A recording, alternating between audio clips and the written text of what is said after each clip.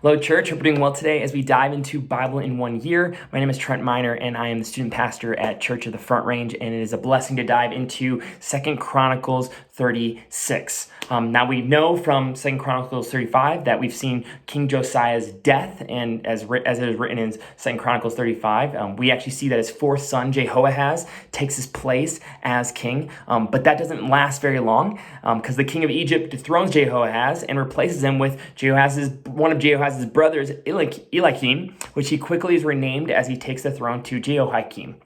Okay, and so we have this going on, and as we read in 2 Chronicles 36, Jehoiakim continues a long list of kings of Judah who did evil in the eyes of the Lord. And when we see King Zedekiah come into power, we notice that he doesn't humble himself before Jeremiah's warning from the Lord. And it actually talks about this, that in verse 15, that the Lord again and again after Jeremiah, he sent messengers because he had pity on his people and on his dwelling place. But in verse 16, we see the kind of response that these messengers get from the Lord. And it says this, "But they mocked God's messengers, despised his words, and scoffed at his prophets until the wrath of the Lord was aroused against his people, and there was no remedy." And I'm like, man, that is such a crazy thing. We kind of think the Israelites have gotten to all this point. They've gotten to this point of basically just completely being disobedient to God at this point. And we know the rest of the story. King Nebuchadnezzar, he comes on in with the Babylonians. They rise up and overthrow Jerusalem. Nebuchadnezzar kills it says he kills young men, and he didn't spare young men or young women or the elderly or the infirm. He loots the treasures from the temple of the Lord and sets fire to God's temple. He breaks down the walls of Jerusalem and burns the palaces, and he destroyed everything of value. And Nebuchadnezzar carried with him the remnant of the Israelites back to Babylon, the ones who weren't put to the sword, and they became his servants. I mean, this is a very, very bad time for Israel. Like, it doesn't get much worse than this. And into this remnant being now in Babylon, being in captivity, they're in captivity for about 70 years, they think that they were in captivity. And it just amazes me that I'm like, man, look at all the things, all the disobedience, all the things that just led up to this point, that this has just turned to a terrible thing in a situation for the Israelites. But what always baffles me as I read throughout the New Old Testament, I love the Old Testament because of what we're about to talk about today, but it's also just shown so beautifully in this part, is that amidst the disobedience, amidst the despair and the ruin of what is happening, something is constant in the Old Testament and is constant here, and it is the persistence of God's faithfulness.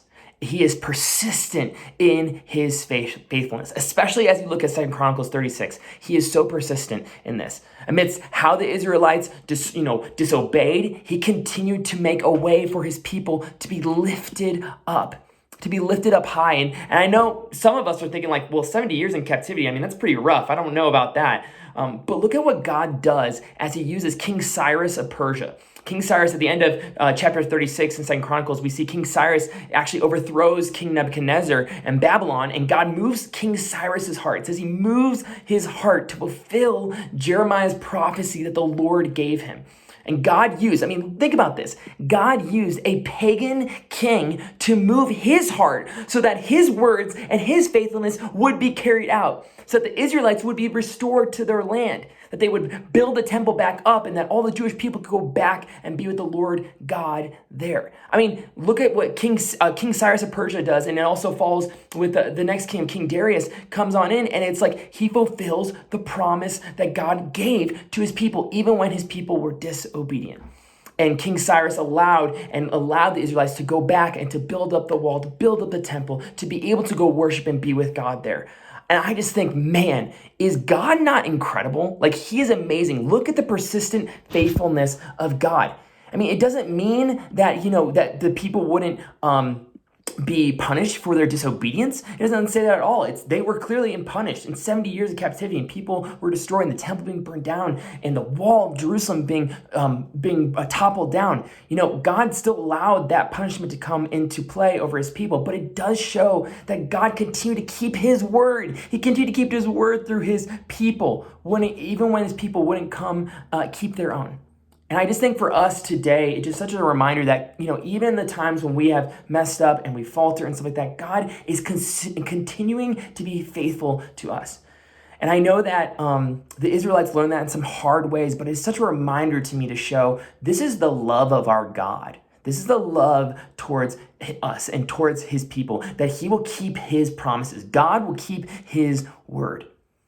And it's encouragement to me, and also kind of a warning as well, to live for the Lord, don't disobey him, follow his ways, be obedient to what he commands of us, and to also know that no matter what, God will keep his word. He is faithful. He is faithful like he is in 2 Chronicles 36. He is faithful to his people. He is full of persistent faithfulness.